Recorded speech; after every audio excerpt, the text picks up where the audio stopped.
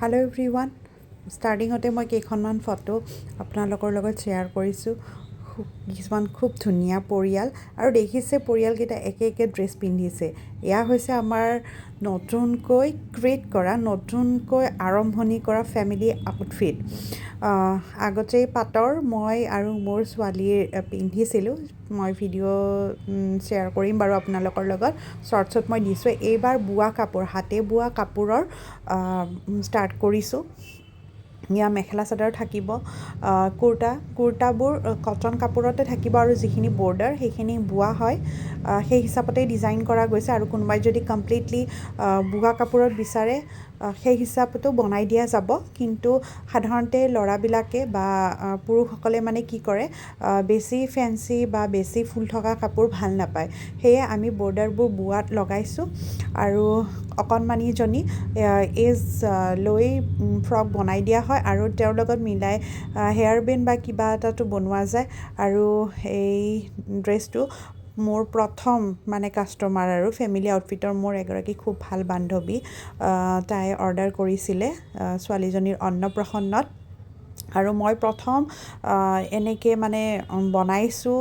আৰু ফুলটো ডিজাইনটো মোৰ একেবাৰে পচন্দিৰ আছিলে গোলাপ ফুল সেই হিচাপতে আমি আলোচনা কৰি ড্ৰেছটো কমপ্লিটলি ডিজাইন কৰিছিলোঁ আৰু খুব মৰম লগা হৈছিলে ফটোবোৰ আপোনালোকে দেখিলেই আপোনালোক কোনোবাই বিচাৰিলেও তলত দিয়া কণ্টেক্ট নম্বৰত কণ্টেক্ট কৰিব পাৰিব আৰু কিবা জানিব বিচাৰিলেও জানিব কাৰণে কণ্টেক্ট কৰিব পাৰিব হোৱাটছআপ কৰিব পাৰিব জুৱেলাৰী ছেট মিলাই বনাই দিয়া হয় বা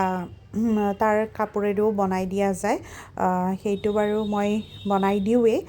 মোৰ ফালৰ পৰা তো কেনেকুৱা লাগিছে প্ৰথম আউটফিটটো মানে প্ৰথম মোৰ এটা নতুন কাম কেনেকুৱা লাগিছে আপোনালোকে জনাব নেক্সট আৰু কি ডিজাইনত কোনোবাই বিচাৰে বা কি বনালে ভাল হয় আপোনালোকেও যদি কমেণ্ট কৰি কয় মোৰ যথেষ্ট সুবিধা হ'ব আৰু আপোনালোকে এনেকৈ যে কমেণ্টবোৰ কৰে ভাল লাগিছে বা বৰ ধুনীয়া হৈছে মোৰ বৰ ভাল লাগে তো নেক্সট এইটো আউটফিট জুৱেলাৰীটো এনেকৈ বনাইছোঁ আৰু ইয়াতেও গোলাপ ফুলৰে আছিলে কিন্তু ইয়াতে অলপ পেটাৰ্ণটো বেলেগ আছিলে মানে গোলাপ ফুলটো দুই চাইডেদি মাজত সৰু বুটা আছিল মাইনাগৰাকীৰ আছিলে 4 ইয়াৰ্ছৰ আৰু তেওঁলোক পুৰী মানে ফুৰিব যাব আৰু তাত মন্দিৰত পিন্ধিবৰ বাবে এই ড্ৰেছটো অৰ্ডাৰ কৰিছিলে সেই হিচাপতে আৰু মানে পিন্ধি খুবেই আৰাম তেওঁ মোক পাৰ্চনেলিও কৈছিলে যে খুব ভাল লাগিছে কাৰণ পিন্ধি সেই অশান্তিটো পোৱা নাই এই পদ্মিনী কটনত বোৱা হয় যিহেতু কোনো ধৰণৰ অসুবিধা নাপায় আৰু সৰু ল'ৰা ছোৱালীৰ বাবেও খুব মানে কমফৰ্টেবল হ'ব এই ড্ৰেছটো কেনেকুৱা লাগিছে আপোনালোকে জনাব ইয়াৰে গোটেই ছেটটোত ফুলৰ চানেকিখিনি অকণমান চেঞ্জ কৰি দিয়া গৈছে লগতে হেয়াৰ ক্লিপ জুৱেলাৰী মই সেই কাপোৰেৰে বনাই দিছোঁ ইয়াতেও যিটো কুৰ্তা আছে কটন কাপোৰত মিলাই কিনে বৰ্ডাৰখিনি দি দিয়া গৈছে থাৰ্ড নম্বৰযোৰ হৈছে আমাৰ অতিকে মৰমৰ আহি থকা বহাগ বিহুৰ এটা চানেকিত বনোৱা হৈছিলে কপৌ ফুলৰ মই মোৰ এগৰাকী খুব ভাল বান্ধৱীৰ কাৰণেই বনাইছিলোঁ তেওঁৰ ছোৱালীজনীৰ অন্নপ্ৰসন্ন আছিল তেওঁ কৈছিলে যে তোমাৰ মতেৰে কৰিবা মানে আৰু আমি আলোচনা কৰি লৈছিলোঁ যে হোৱাইটত বনাওঁ যিহেতু অন্নপ্ৰসন্ন আৰু সঁচাকৈ কাপোৰযোৰ খুবেই মৰম লাগিছে আৰু আমি বনাই আছোঁ বেলেগ আৰু এই ক্ষেত্ৰত দামৰ কথা আহে দামটোৰ অলপ ইফাল হয়েই কাৰণ যদি এজ গ্ৰুপ লৈ ফ্ৰকৰ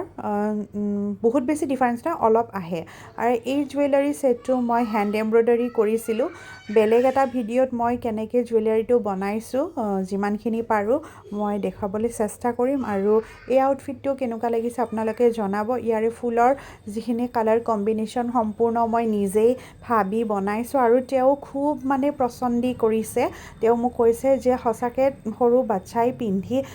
কাপোৰবোৰ অশান্তি পায় কিন্তু তাই খুব ভাল পাইছে একেবাৰে দিগদাৰি দিয়া নাই আৰু এনেকুৱা কমেণ্টবিলাকে আমাক সদায় উৎসাহিত কৰে মিলাই হেয়াৰ বেণ্ড লগতে জুৱেলাৰী মই বনাই দিছোঁ আৰু ফটোবোৰ চাই আপোনালোকে গম পাইছে চাগে কিমান ধুনীয়া লাগিছে কমফৰ্টেবল পাইছে আৰু থেংক ইউ সকলোকে মোক ইমানখিনি বিশ্বাস কৰি কাপোৰখিনি বনোৱাৰ বাবে আৰু আপোনালোককো ভিডিঅ'খিনি চোৱাৰ বাবে থেংক ইউ